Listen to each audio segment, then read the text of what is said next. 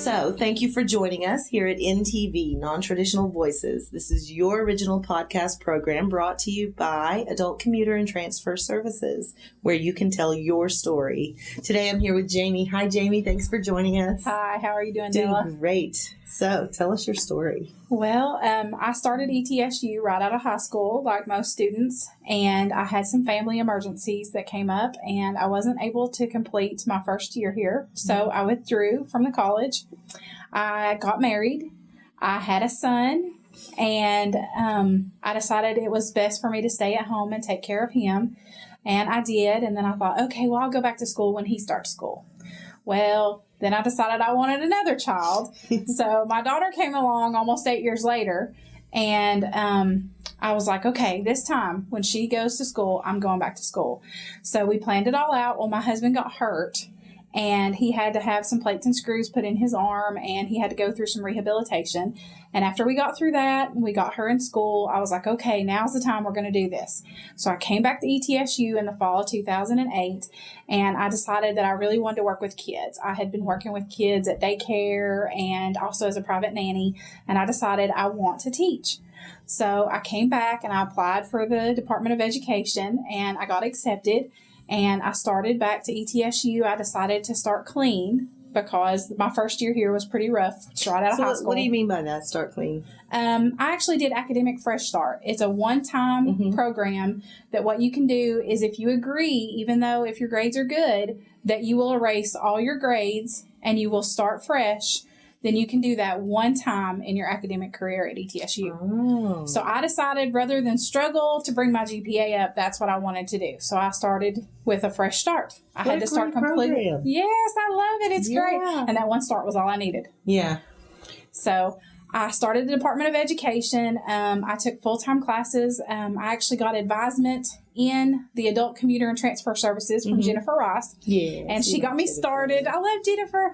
She got me started in the program, and she told me what courses to take. So I took 12 hours just to kind of get back into the routine of going to college after so many years, 16 years of being away from school. So, and I did really well my first semester. So second semester, I decided to take a few more hours. Then I decided to try summer classes, and I took a few summer courses, and I have taken summer courses every year since I've been here at ETSU. In the process, though, there has been some bumps along the road. My husband actually lost his job in the middle of my first year back. So that was kind of a struggle. We had a hard time for a while. I wasn't sure if I was going to be able to pay for school. But again, I went back to Adult Commuter Transfer Services, and Jennifer informed me of some scholarship programs that were available, some Pell Grants, and some non-traditional lottery scholarships that I was eligible for. Oh, that's exciting. So that helped me get the money to pay for school. So I continued my education. And then last year, my husband's grandmother became ill. She was 87, and she fell, and she had to go into a nursing home. And we were looking at the prospect of possibly having to take her on full time. So I didn't know if I was going to get to finish. But we got it worked out. And unfortunately, before she got to come home, she did pass away. Oh, I'm sorry. Which meant we had to move. So we moved at the end of the fall semester of 2010. And so, a few months ago, Yeah, just a few months ago.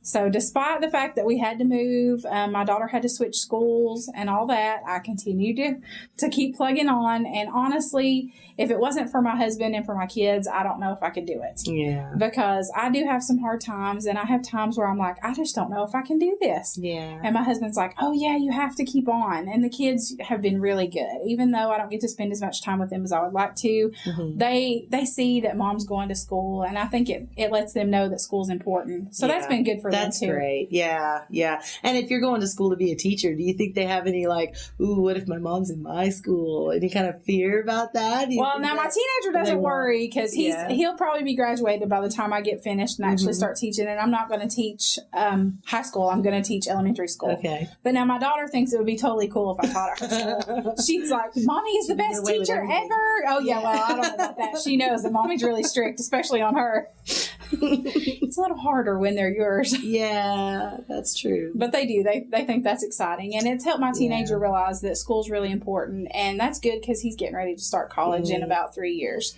So I really want him to do it right the first time and not have to come back and finish it up later on, because it would have been easier if I had done it, been able to complete my career. Well, now I will say this: your GPA is outstanding, and you're in an honor society for adult students at Alpha Sigma Lambda. Yes, and are one of our Stellar Star members who we just adore. He's always working for us and doing fabulous volunteer work and making our fabulous events go off without a hitch. So we love you for that. Oh, well, thank you. So what I want to ask you is, do you think that if you had continued on then, rather than leaving to have a family and coming back, would your GPA be as strong as it is now, do you think? Probably not, because I don't think that I was as mature at that age. I mean, coming right out of high school, you're still really immature. You think you're an adult because you're 18 and you're legal, and you think you're big stuff.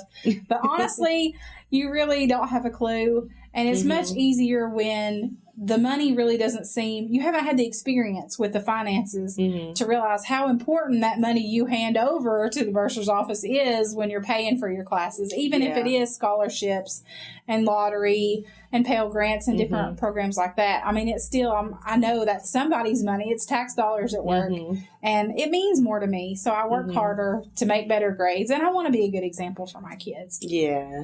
So I am glad that I came back as an adult student. It's been a good program. Jennifer has helped me out a ton, and Alpha Sigma Lambda has helped me, because I honestly felt like I was an outsider when I came back, because I was really nervous about how the other students were going to react since I was so much older than them. And I've actually had a few students say things like, "Oh, well, older people are cool." And I'm like, I'm really not that old. Yes, we are. Yes, we are. But I'm not really that old, Yeah.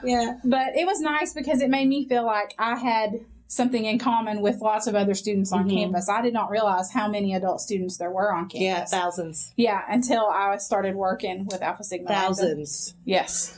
Yes, tons. So I agree with you, and it is nice to be able to see the kind of value that being in the classroom as an adult student will actually bring to other students in the classroom. You're bringing your experience to your classes to share those experiences with other students who may not have as much life experience. And it's been helpful, not just academically, because I feel like I'm a good example for other students, but also I know I had a professor this semester that had a medical condition. And a lot of the younger students didn't realize that was what was going on. But since I am an older student and I have experienced some things in the world that maybe they haven't, I knew what to do. So I think that was a good example for them, too, to see that if you see something like that going on, you need to step up and say, hey, wait, I need to help this person. Right. Instead of just sitting there waiting, for what the professor's going to say. Yeah. Well, that's great. So how much longer do you think you have? I actually am supposed to graduate in spring of 2012. Yay. So next year, I can't wait. We'll be graduating at the same time. Yay! But I am thinking of doing an add-on, so I haven't. I'm still on the fence about that. I haven't. So you're doing elementary education. Elementary education. What would you want to add on? I'm thinking of doing an add-on in English as a second language. Oh, that's a handy one to have. I did 2 semesters of service learning at one of the local elementary schools, and I worked with 2 boys from China, and it was so much fun. Yeah. When I first got there, they didn't speak maybe 5-10 English words, and I don't speak any Chinese. Right. Actually, I was in a Spanish class when I decided to take it, so it was kind of a shock to find out that I was going to be working with boys from China. But it was so much fun learning to communicate with them and teaching them English, and they were so sweet, and they enjoyed it so much, and they were so happy to be here. That's great. I know. I loved it. It was so much fun. My son wants me to take him to China. Aw. Yeah. He says ni hao, and that means hello. And, and he watches this show, Ni Hao Kai Lan. It's like this little Chinese girl and all her little adventures in the backyard. It's great. So that's his favorite country. And he says, I'm going to have to take him to China someday.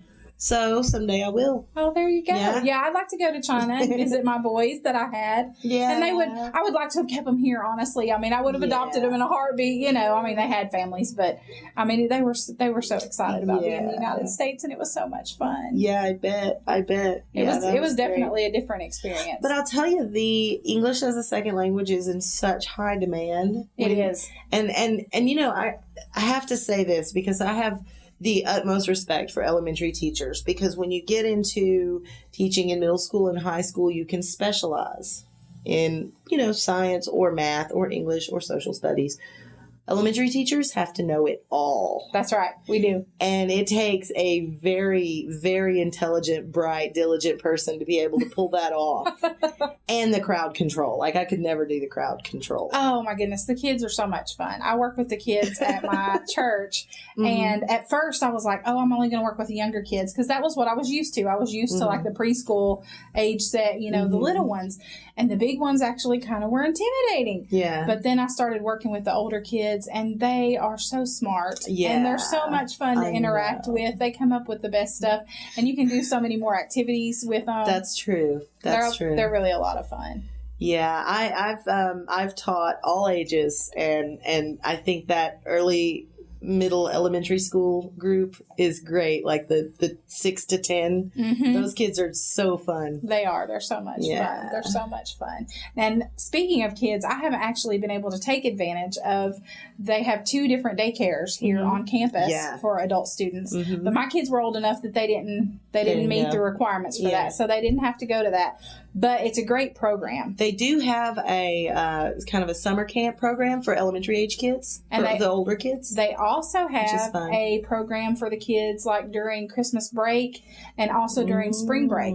Now, my daughter did take part in one of the spring break camps, and she loved it. Yeah. She got to go to her little camp here at ETSU. She got to go to Mommy's school, which she thought was so cool. Yeah. And they took them on field trips, and they had a lot of fun that week, and they learned a lot. While I was in class, and I didn't have to worry about where she was. I knew she was safe. I knew she was learning. I knew she was having a good time. So that was great. That's tough, though, because sometimes the school system spring break doesn't coincide with the university spring break, and then what do you do? Right. With that. So it's good to know that that's, that there are options available. There are lots of options available for parents. Yeah. I'm hoping to get Wyatt into the Buttercup class, which is the last pre-K before he gets to go to regular kindergarten. Oh. So he will be a Buttercup next year. Yay. My boy's growing up. That's right. They're not a baby anymore. But that's okay, because in the mornings he dresses himself now and packs his own lunch. Ooh. And I sleep an extra half hour. Well, that works. I know. I'm loving it. That is great. Yeah, I don't know. We're getting ready to do the whole teenage driving experience. Yikes. My son's on a permit, but he will be turning 16 in August. And my grandfather has already purchased him a car. Must be nice. Yeah, his car's nicer than mine. I'm actually jealous. Yeah. He has a Mustang convertible, so he drives me around in it. Go, Grandpa. Yeah, it was really cool. It was really cool. We had a good time. We were driving around yesterday with the top down, so it was kind of nice. Yeah.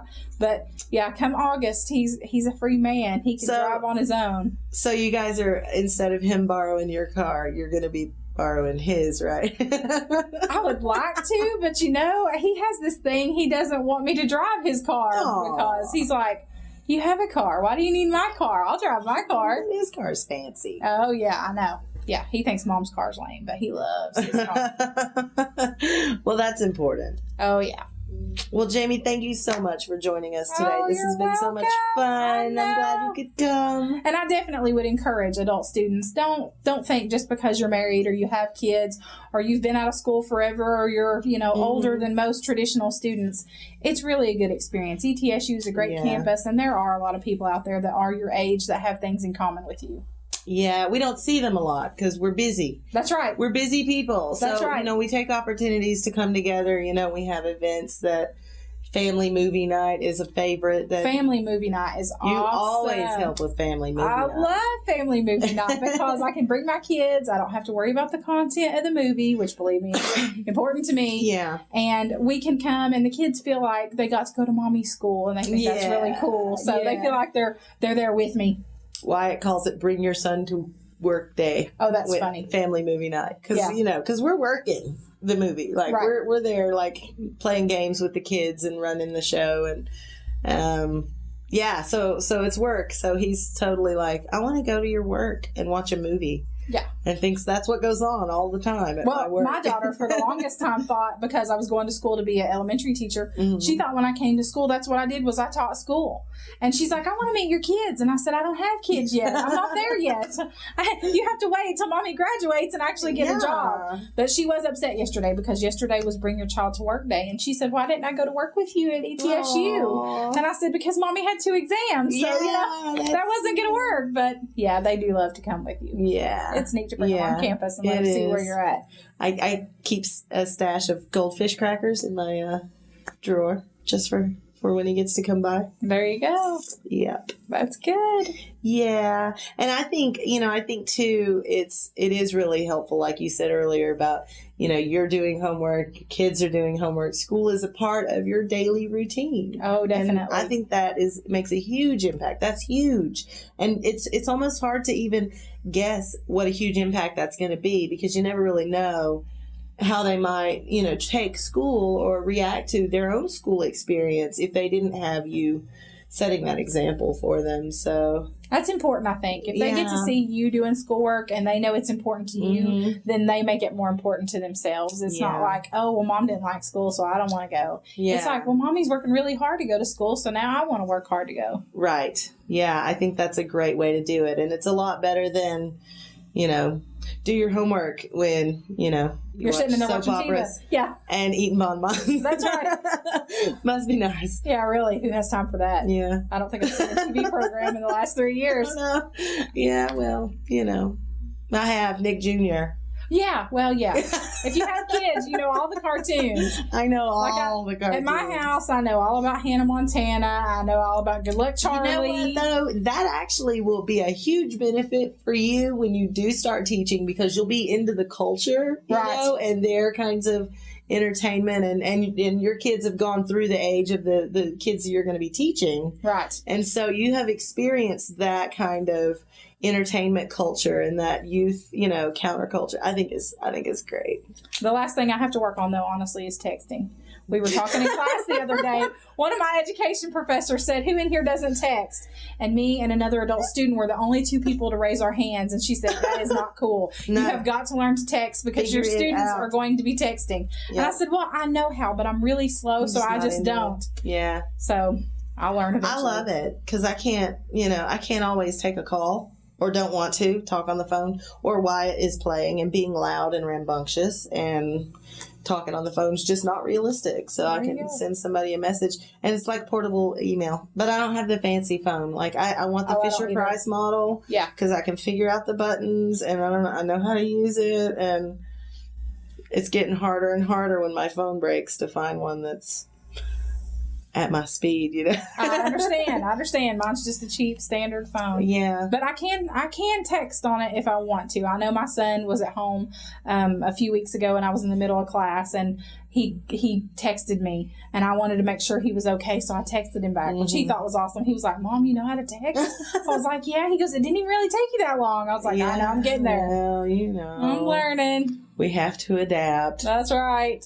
All this new technology, I'm telling you. Well, this has been fun. I've really enjoyed it. Thank you so much. And I look forward to working with you over the fall and spring. Yay! And I'm sure I'll see you before the next movie night, but that's where we always have our most of our fun. That's right. That's right. Those I can't wait to find out what they're going to be. I know. Because we just did Tangled and we did Shrek last semester. Right. Yeah. And Shrek was there. That's right. Shrek was there. Shrek was there, and he had a good time. Good. He did. He enjoyed being around all those kids. You got the best feller on earth, man. How cool is that? He'll do just about anything. Apparently. When I worked at daycare, he spent about 2 hours one afternoon drilling holes in the top of plastic Easter eggs so I could hang them from the ceiling to decorate for Easter. I mean, he will pretty much do anything I need him to. So when I get my classroom, he's already said, whatever you need, just tell me, I'll get it. I'm like, that's awesome. Yeah. Gotta love that. It's always so helpful to have a supportive environment too. It is. To have that kind of network of, other people looking out for you. So yeah. You're doing great. Thank you. Yay. I'm almost done. I'm ready. I got big time spring fever. Yeah, me too. Yeah. I'm ready to be out for the summer. I'm only taking one class this summer. That's close. So I'm ready.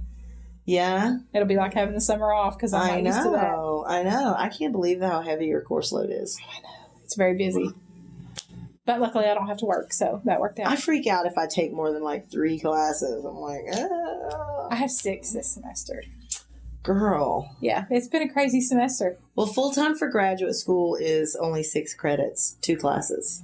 Wow. It's full-time. That's awesome. Full-time, I'm required to do 9 for my job. Like, I did 11 this semester. I don't want to do that anymore. Yeah. That was too much. Graduate work's a lot harder than undergrad work. No, it's not. No, it is not. I don't know what kind of lie they tell you people. This is what happens. Okay, your associate's degree is the hardest degree to get because you got to have a little bit of everything, and it's stuff that you're not really there to learn. You know, that's not related to your major at all. But you have to have it because you have to have a broad liberal arts education to start. You know, so there's the requirements for math and English and science and social science. And after that, it's smooth sailing. Everything is easy after that. I mean, okay, it's not like easy, but compared to doing, you know, biology, I am not a science. Really? See, I'd eat philosophy up. Man, I love me some philosophy. I'm struggling in philosophy. Really? Yes. Oh, you call me. I'll walk you right through it. Yeah, philosophy is very, very difficult, and there's a huge language barrier between myself and the professor. Oh because, the first week, we spent the first week talking about controversies, and I didn't know what a controversy was. It's a controversy. Yeah. And I was like, thank God for PowerPoint so I can read and know what's going on. So funny. So, but yeah. Well, you know, there's little things like that. But but so you know what I'm saying? Like your strengths are somewhere and my strengths are somewhere, and being forced through this, you know, this associate's degree where you have to get a little bit of everything. It's hard, especially for the subjects you're not very strong in. So once you're done with that, the, you know, upper division coursework for your major, for your undergraduate degree is great. Once you get to grad school, it's like, here, read these books. We're going to sit around and talk and turn in some papers by the end of the semester. I mean, well, okay, I guess I should say that depends on your major, because I don't think all majors are like that. But when you're in a kind of, you know, not like med school or business school or you know, trying to get a law degree or something like that, pretty much everything else is like, it's fun because at that point you've got the whole the rhythm of school and getting through your work. You've got it down, right? You know, I agree. So keep going. I'm working on it. Yeah, when you're done with this degree, get your add-on and then go get a master's and then go get a specialty. I think I want to get a job somewhere in between there first. Well, sure, you know, there's work, but work is no fun. School is so much better. I know, but money is what makes the world go round, unfortunately. Yeah, that's true. You know, you're talking to somebody who's about to max out the federal loan limits. Yay! Lifetime max. I don't know anybody who's done that except like medical doctors. And I'm not. But look at all that knowledge you have. Yeah. And I got a lot of degrees. And you're not just focused in one area. See, they're only focused on medicine. That's true. Not knocking off on doctors, but, you know. Well, yeah. But, I mean, generally, when you get into a field that's immediately, instantaneously employable, like medicine or law and honestly, even those, there's not a guarantee. There's no guarantee on any job. But things like nursing and it used to be business, not so much anymore. Business degrees are starting to become flooded into the employee. Well, let's face it, nobody has a job now these days, right? That's true. Everybody's struggling. Teaching, nursing, you know, those kinds of degrees that are usually pretty easily employable. Those tend to be a little more task focused. And a little less, let's just sit around and talk about it, you know? So I guess it depends. But the good thing about teaching is you get to make crafts and you get to do fun stuff. That's true. That is true. You get to use your play art project. That's right. Yeah. Only job you get to play at. Well, Jamie, we are all finished for the day. Thank you for joining us. You've been watching NTV, Non-Traditional Voices, brought to you by Adult Commuter and Transfer Services. And we're in the ARC on the second floor of the Culp. So if you need anything, just come by and see us. Thanks.